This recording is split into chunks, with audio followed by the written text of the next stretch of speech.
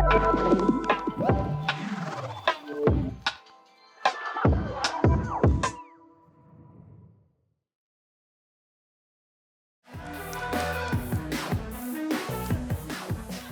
back, everyone. I'm Georgia, and I'm on the product team here at Figma. Ooh, I have some friends here. I'm Angel, and I'm on the research team here at Figma. Loving this group. And one of my favorite things about deep dives is that it truly gives you a view into all the work that goes into building something that eventually feels incredibly seamless or intuitive. The best products always feel simple, but we all know the path to getting there rarely is. Spoken like a true product builder. You know, I dabble a little. Speaking of which, I think I might just stick around here for this next deep dive. Oh my gosh, I love that. You know what? Please help me in welcoming the team that helped build generative plugins, Jason, Avery, and your very own Georgia.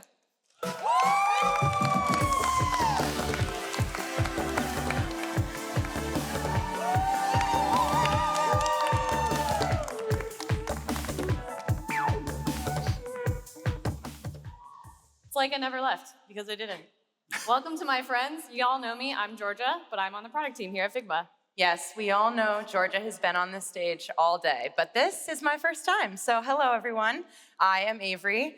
I'm a software engineer here at Figma, and I have been working on APIs, plugins, and most recently, generative plugins. And I'm Jason. I'm a product designer here at Figma, and I've been shaping how generative plugins show up in our workflows.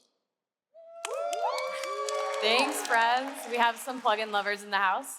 These two have been my co-conspirators behind this effort. And honestly, I think the three of us are a little shocked that we're standing up here today talking about it. Because generative plugins was kind of a fever dream project. I think we started talking about this 45 days ago? Something like that. It's been a while. Yeah, and I can tell you exactly how this all started. So,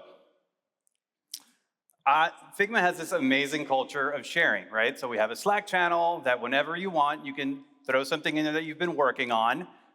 Something like, hey, I just want to figure out how something works and if it works. And you can put it in there, the team sees it, you get great feedback, and you can post anything. So it's amazing, and the stuff that goes through there is absolutely wild sometimes. As for me, I had been riffing on this idea of what if you could extend Figma without ever leaving the canvas? Right where you work. You just ask in Flow, and Figma gives you the tool you need right when you need it. I couldn't get this out of my head, so I put my agents to work, and over about a week, a bit of polish, I dropped it in that Slack channel. So this sparked a lot of conversation. Apparently, I wasn't the only person thinking about this. So here's what happens next. I'm gonna try and speedrun this because the road to plugins was quite long. Watch this, here we go. 6:01 p.m., I get a message and I think to myself, man, that is a super nice profile image. And it's the one and only Raji King. He was building this crazy Figma thing where he's prompting shaders, and it's now in Figma. We have Figma shaders. Let's hear it for that. Woo! Woo! Next, 7:02 p.m. There's clearly a vibe between us and plugins and shaders, so we decided to see how can we get this on the canvas and how can we make this happen. So Yasser reached out to me, and apparently I was going to be in a meeting that was about to be super rad. I can confirm it was. And then, 9:24, I get a message. We want to do this. Georgia jumped in and started pulling some strings, and we're going to make this happen. 9:58, Georgia has put together the makings of an early team, and we're already sharing prototypes, ideas, where we can take this. We are fast forwarding now a little bit, and we've done a bunch of pitches, talked to our leadership, gone back and forth with ideas, gone back on a lot of ideas, and now here we are. And after all of those initial conversations, we started to move really, really fast. The team came together and we started building. We started arguing, or as I like to call it, we had a lot of creative discussions. We designed, we built, and we iterated until we got to where we are today. And somehow, a hop, skip, and a jump, we're now here on the config stage, ready to teach you all about them. But real quick, I want to share what we're excited about this and why we're excited. So for years, designers have wanted to build these tools, and we've kind of been closed out a bit from it. You know, it's been more of an engineering thing. But we've talked to designers, and they always say the same thing. They have very clear ideas about the tools they want and the ideas that they have and how they want to bring them to the canvas. So a lot of us might know some friends that can help us with that, some engineers, maybe people at work, but A lot of them don't have the time, and some of us don't have to know those people. We might all just be designers. And even then, if you can vibe code one, it usually happens outside of Figma. And what I'm trying to say is building a plugin can be a lot sometimes. But now, if you can describe the tool, you can build the tool. And sometimes the thing that you need isn't an entire product. Sometimes it really is just a tool. Something that saves you 10 minutes every day, something that helps you get through a launch, much like this one, something that's useful this week, maybe next week, and then maybe never again. And that's completely okay. We wanted to create something lighter, something more immediate, something that could help you right now. Although there was one thing, I think the engineering team will appreciate this, that we kept spinning around. Oh boy, here we go, Jason. Do we have to tell them about this? Yeah, we're gonna talk about this. The name. Okay. So for the life of us, we could not figure out what to call this thing. We had tools, we had gen tools, we had agent tools. We had custom tools, we had agent-built plugins. Okay, we also had my favorite, trad plugins or Yeah, trad. don't forget about that one. It didn't stick. Rough. But we really wanted to keep the mental model simple and build on top of the existing ecosystem that we already have. So these are generative plugins. They use the plugin API, they create artifacts inside of Figma, they run like plugins because they are plugins. And even though plugins can be a technical sounding term, we don't actually want generative plugins to need deep technical knowledge to build them. You shouldn't need to know how to code, you shouldn't need to open an editor or learn any new frameworks. All you need is a workflow, something that you want to solve. You don't need any specialized skills, and at the end of the day, it just starts with an idea. And if we're going to make it possible for anyone to build plugins, they should look and feel just like Figma. They should use our patterns, our controls, and our components. They should look native. The goal here wasn't just to have a bunch of vibe-coded plugins. The goal wasn't that you all need to become full-stack engineers today. The goal is just to get you that tool that you need to do your job. Yep, so you want to build some plugins? Let's do it. Do it. All right.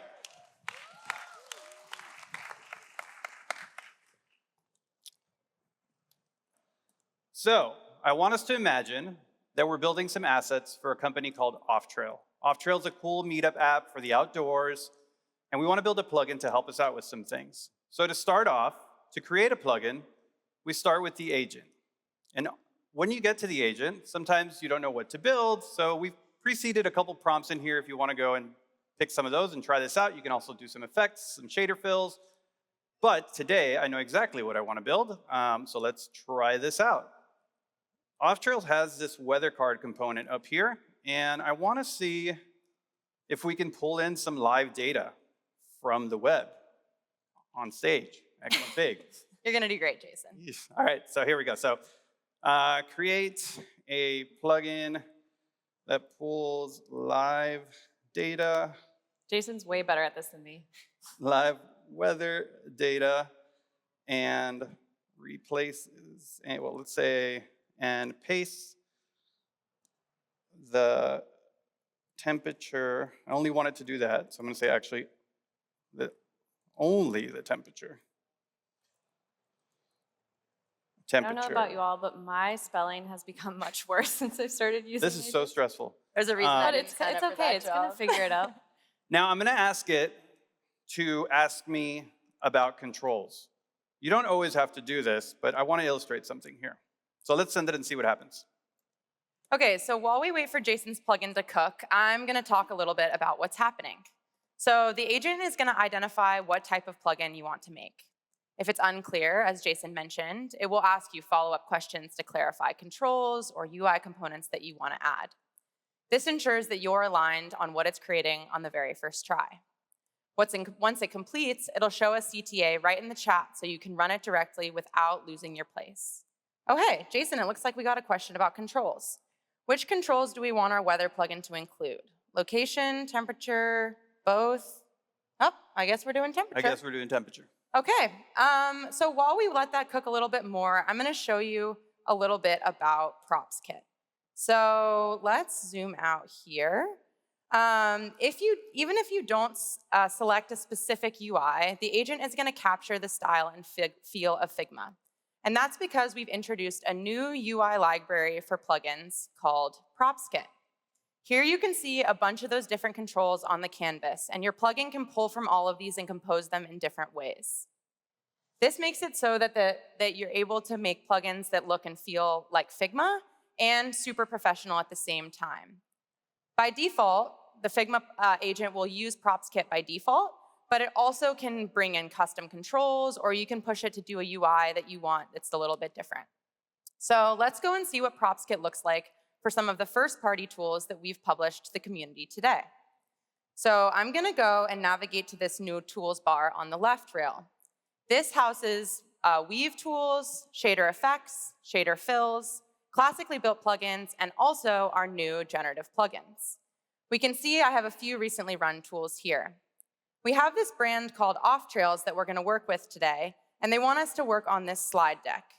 And I have this empty frame here on the side that honestly is just a black square. So let's see if we can use this 3D to 2D perspective tool to make it look a little bit more exciting. So I'm gonna open this up and let's see. Okay, I can choose shape. I like a donut. Let's do dot though. I feel like that will look good on the canvas. I'm gonna move the rotation so it's straight on to start. And Off Trail has like this cool blue and orange brand color, so I'm gonna pick those so that it matches the slide deck right away. And then we're gonna hit generate. Okay, so that looks pretty cool. It's like a flat donut on the canvas, but I feel like it could have a little bit more depth, don't you guys think? Sure. Yeah. Okay, so let's use this rotation, and I'm just gonna drag that, and we're gonna see it automatically update on the canvas. It's super cool to see how this live reacts to what I'm changing in my plugin. Jason and Georgia, I feel like this looks good, but maybe you could riff on it a little bit while I keep talking to them about some things? Sure. Okay, cool. So while they make some changes, I'm gonna tell you a little bit more about something super simple that just happened. So when we run a plugin in a file, it automatically becomes a part of that file. You can see here on the right, all of the tools that I have run recently. This makes it super easy to relaunch those plugins and run them without jumping out of your workflow. Not only does it become a part of the file though, it also becomes a part of the layers that you run. So here's my donut that I created, right? I can scroll down here and I can see the tool directly associated with that layer also. And when I run this again, or open this again, I can see all the settings that I put on my donut, right? I chose the brand colors, I chose a specific angle. It's remembering exactly the controls I used. And that's super helpful for me to be able to relaunch and pop right back into the flow right away. So let's go see what the riffs they made are and see how they're looking. Okay, I see some fun colors here. G, I see your sick donut. Thank you. Jason, yours is fun too. Okay, but honestly, I'm not gonna choose either of these. I'm gonna pick this one down here. So we already created a few different donuts that have shader effects on top of them. We've got a little lens distortion, some Raji's favorite. halftone, some dither, some outlines. But I feel good about this chromatic one. I think that's gonna look really good with this Off Trails. So I'm just gonna drag this right in here. Bear with me, I am not a designer. Okay, that looks pretty good. I feel like that's like a good slide, don't you think? Yeah, looks sick. So I wanna highlight what happened one more time. When I run a tool, I can immediately see it associated with the layer that I generated. This lets me quickly rerun it because the workflow is directly attached to the work. And because it's attached to the file as well and the layers, everyone who's collaborating within this file can use it too.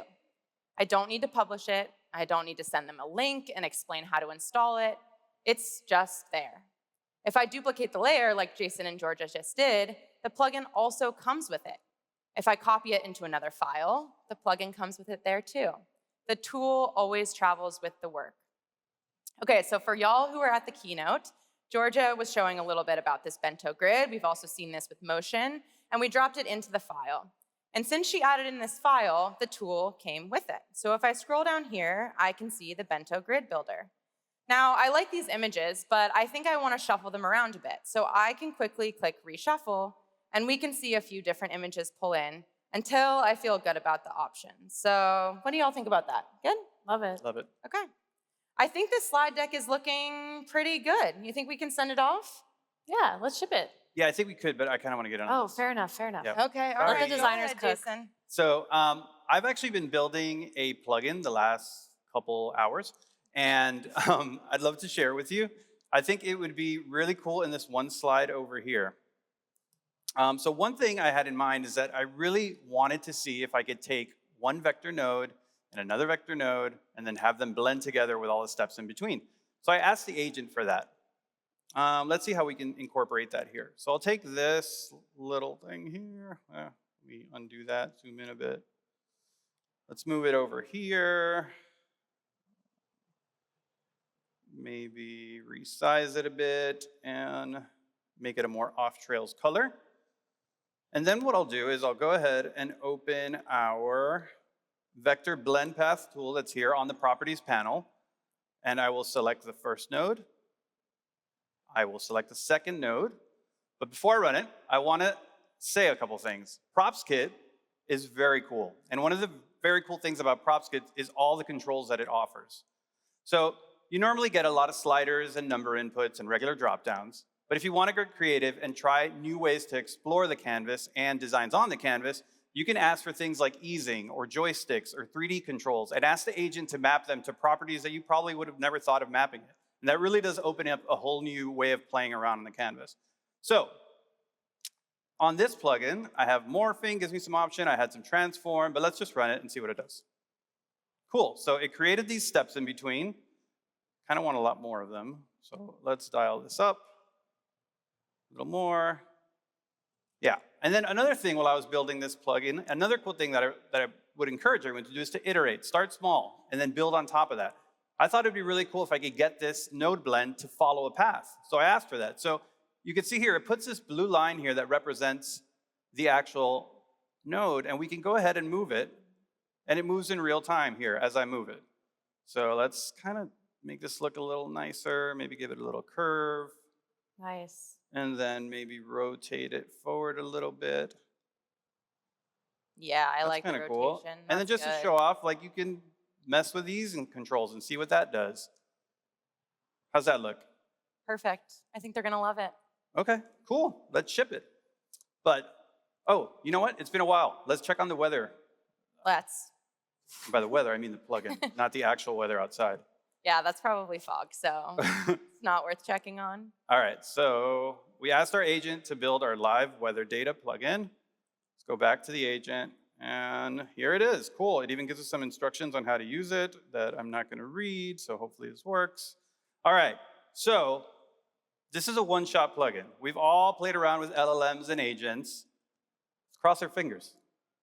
Actually, first, I want to be in Miami, my hometown, so let's do that. And insert temperature. Boom. Nice. Nice. Celsius. Celsius. But nice. But because Avery selected the temperature option, let's see if this works. Let's move it over to Fahrenheit. And there we go. Oh. A nice, warm 82 in Miami. All right. Yeah, well, if you hadn't gotten the temperature control and you did want to tweak it a little bit, it would be super easy to pop back into the chat and you could ask for something else. Maybe we could ask for something like a preview of the component or something. Or how about an icon? Sure, Like an icon. forecast. Okay. While Jason's doing that, I'll chat a little bit more about editing. So it's super easy to start simple with your plugins, right? You can have a basic idea, and then the agent makes it really easy to iterate and build on top of what you've created.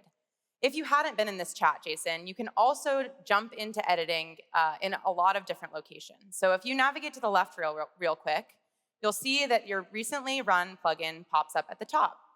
Even if you hadn't run it recently, you can go to the source and filter by created by you, and then you can look for plugins in the category sections. This helps you filter for the exact thing that you want really quickly. By clicking on the ... menu, you will see the option to both edit, which opens that agent chat again, pulls the context of the plugin, and lets you iterate really seamlessly. Or you can rename directly because, you know, sometimes agents create some very creative names and you're going to want to tweak those before you share it with anyone. This process makes iteration completely seamless. We can also take advantage of slash commands. So once you create a plugin, it's available in your slash commands. So let's say I wanted to either run it or iterate on it. I can hit / and you can see we have the weather temperature now, and I could ask for another feature or change the name or anything that you want to do in the agent. So you might be getting a little bit worried about all the tokens that we are spending in this demo. After all, we're no longer in that same token maxing era, and our admins are telling us to be a little bit more cost conscious than we once were. But that's the beauty of generative plugins. You create it once, and then it no longer costs you to run it. Whether you're running yours, Figma's, or a teammate's, running plugins is free. Build it once, and then you can use it time and time again. We love that. All right, so it's really cool to see how a bunch of plugins can come together in this stack. But the power of generative plugins is what you can do with them. And plugins can become deeply personal and allow you to create the things that you want. So, since this is totally brand new to our team as well, for the last few weeks, our team has been building some plugins, a ton of them. And I just want to showcase some of them that blew us away, right? So, this one is mine. He's starting with his, of course. But this is because I want to showcase something. It's cool, I promise. It's No cool. hard feelings. Okay, so I actually can't find the frame. So guess what? I built a plugin for that. And this is to say, like, you can just build plugins for the most random things. This was one prompt. And in this case, I was really nervous that I was going to be on stage and I wouldn't be able to find the first frame. So all this does is animate and navigate me to the first frame, or the second frame, or the third frame, or however many I add in here. But let's go back to the first. Yeah, you're giving so much of our demo away, Jason. Fine. All right, so we're gonna open the gradient grid generator. And the name's pretty specific. So it generates a gradient grid of the shape you want. And I'm just gonna run it and then we'll talk about it. So, okay. So we just generated a grid of circles with a gradient spanning over it. Normally to do this, I might create a mask or do something that's pretty complicated, and then moving stuff around would be a bit annoying. But with this, it recalculates everything, and as you add either more rows or more columns, everything stays right where it is, right? So the thing I want to call out here is something new, and something that PropSkit gives you that you can ask the agent for. You can map properties to on-canvas handles. So here, I said make me a gradient, and give me on-canvas handles to manipulate it. So I have these on-canvas handles here that let me move the gradient around. So let's go ahead and change the color. Looks kind of cool. I also then ask, like, oh, maybe I want to have a radial option, so give me that. And now I have this radial on-canvas handle that lets me manipulate the gradient there as well. And then this is what I was talking about before that gets really fun. I asked the agent to give me a control for chaos. I had no idea what it was going to do, and I know I wanted to use a joystick control. So PropSkit has a joystick control, and we can move that a bit, and you can see it starts moving stuff around here. And everything else still stays intact. I can add rows, I can add everything, right? So that's one fun thing, and I just wanted to call out and showcase that you can add on-canvas handles when you create plugins to anything on the canvas. All right, let's go to the next one. I am super stoked about this one because it is insanely impressive. Our teammate, Yi-Chen, has been working on a game for quite a while. Hi, Yi-Chen.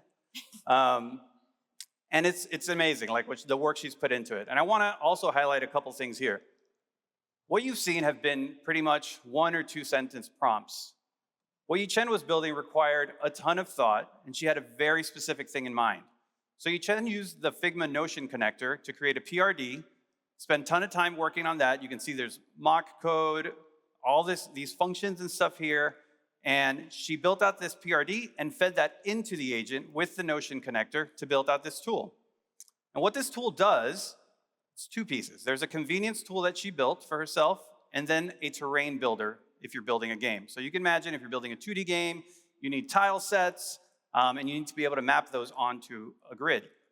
So first she created this frame slicer that takes her design and slices that up into the exact naming pattern and everything that it needs going into the terrain builder now. So if we move over here, while that slices, you can see that she's gone ahead and created all these components from those slices that we're going to use in the terrain builder. So if I open up our terrain builder, I select the terrain, and you can see there's a frame that represents a map, a gaming map. And if I make the frame larger, the grid gets larger. If I shrink it, it gets smaller. And then, if you want to build out your map using these assets, she's loaded them into this tile set, and you just start drawing out your map. And then one cool thing that happens here is if I take another pass, it creates a second level of elevation. And if I take another one, yet another one. So we've built out this game map here, and let's go ahead and generate that. Cool. Wow. So good. That's so cool. I still get floored every time I see that. It is super cool. And obviously, if you're building a game, you're going to need multiple levels. So she went ahead and created other tile sets that you can go ahead and switch up, represent here, update, create those new tile sets, export, get your game engineer working on it, and you can go build more characters and things like that. So another one. I think this one's me, unless you feel like taking it. You can do this one. Okay, I'm gonna take this. So, you know, Georgia showed this off a little bit at the keynote today, this nails generator. And I gotta be honest, I'm not really a nails girl, but I got pretty jealous seeing Georgia's. It's time, Avery. Yeah, I think Join it's us. time. So we're gonna do a little bit larger of a deep dive on Lauren's plugin here. So before I run it, I actually wanna show something off. It looks like it's just a plugin generating nails, but actually, Lauren created a bunch of shader fills that are all the different nail styles. So if I click into each of these, I can see that we do have shader fills on each of them. Here's the shape shader fill. There's also a scatter shader fill. And this shows how that you can compose generative plugins with shader fills and later with shader effects as well. So when I run this plugin, let's scroll back up here, get my Fig Nail Studio. It's gonna load up for a second. Okay. I think I'll go with the swivel shape. Yeah, you're not ready for coffin. Let's start That's you a good slow. one? Yeah? Start you slow. Okay, yeah, we'll start slow. And short, that feels like starting slow. I'll do the Figma branded colors, and you feel good about tie-dye? I don't know. I think you're maybe more of an Aura girl, unless you want to be. You tell me. Aura girl, okay, let's do it. So it's gonna update the preview there, and then I can click Generate Nails. And when it generates the nails, it's pulling in the shaders from all of the shader fills that are all down here and finding the ones that are in the file to then apply them on the nails themselves, which is really cool to see how that composes. Now, Lauren did not stop there.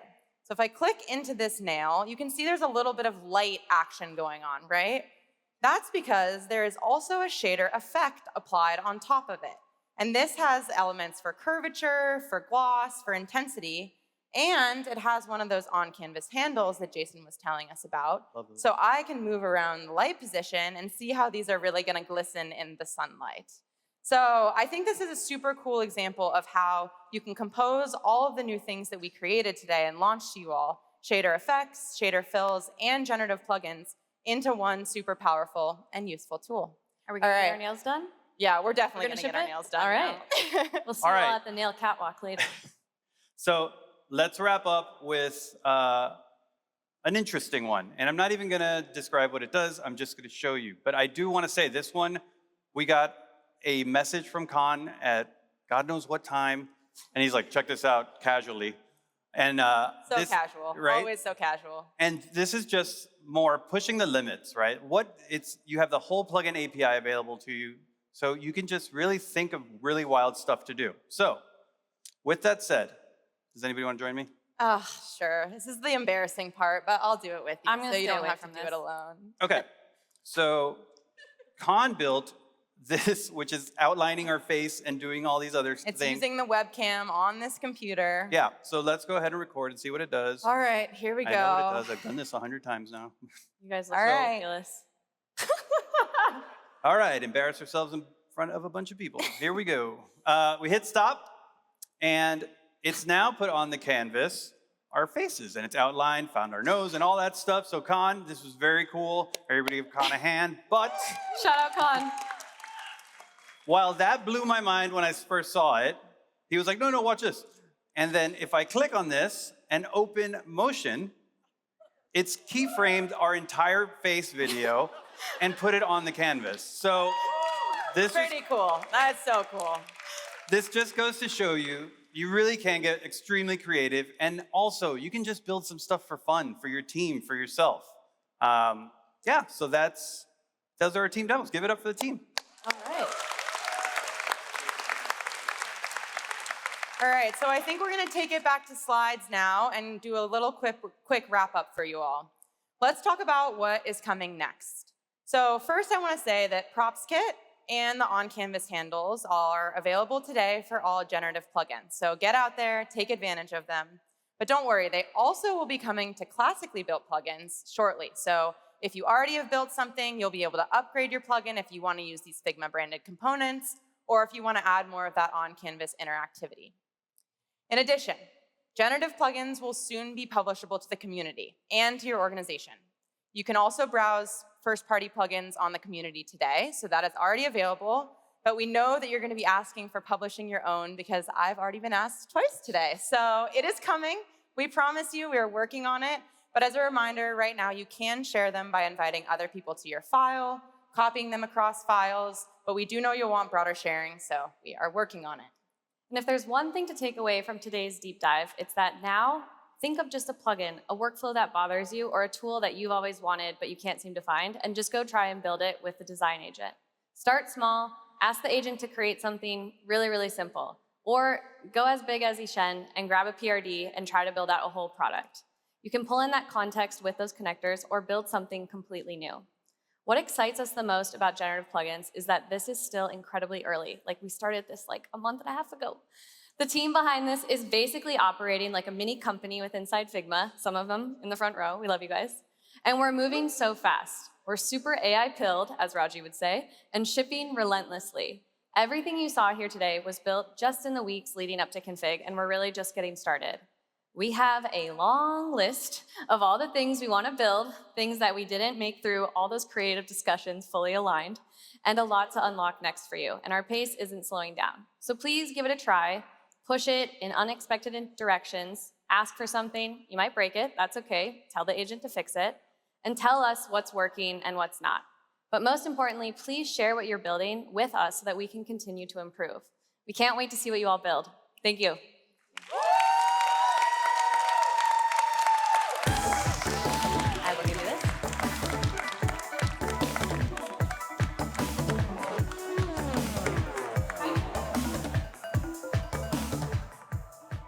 Hi, friend, welcome back. Hi, how are you feeling shifting from presenter mode to host mode again? You know, I'm really just riding this wave, you know? Oh, sounds pretty sweet. You know what? I think maybe we'll all join you and ride that wave into our next break. We'll see you all back in about 10 minutes for the next deep dive. Thank you. Thanks.